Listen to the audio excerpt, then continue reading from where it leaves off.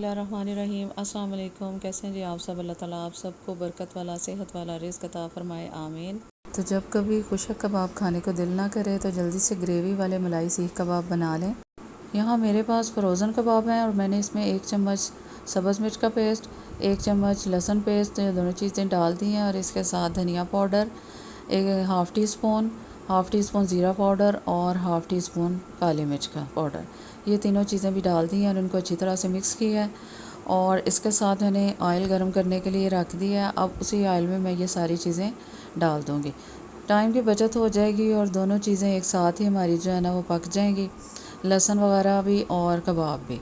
और कबाब माशाल्लाह से देखें बहुत ही ज़बरदस्त इनका कलर आ गया और खुशबू तो लाजवाब आ रही है कि मुंह में पानी आ रहा है। तो जनाब, आपको मेरी रेसिपी ज़रा भी पसंद आ रही हैं तो प्लीज़ मुझे सपोर्ट करने के लिए मेरे चैनल को सब्सक्राइब कीजिए, लाइक कीजिए, शेयर कीजिए। और यहाँ पर देखें माशाल्लाह से मैंने दही भी इसमें शामिल कर दिया क्योंकि कबाब हमारे बहुत अच्छी तरह से फ्राई हो गए थे। अब दही के साथ इनको अच्छी तरह से मज़ीद पका लेंगे ताकि ये और टेंडर हो जाए। अब यहाँ पे देखें दही को मैंने डाल के तो मैंने कवर करके 5 मिनट के लिए पकने के लिए रख दिया।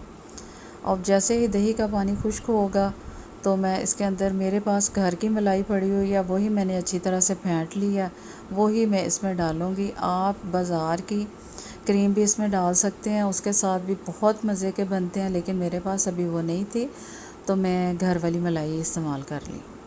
तो यहाँ पर मैंने मलाई अब इसमें डाल दी है और मलाई के साथ थोड़ी देर के लिए इसको मज़ीद पकाएंगे। और जैसे ही ये खुश्क हो जाएंगे तो इसके अंदर एक और चीज़ मैं शामिल करूँगी और वो है जी दूध, ताकि हमारी ग्रेवी जो है मज़ीद मज़े की बन जाए।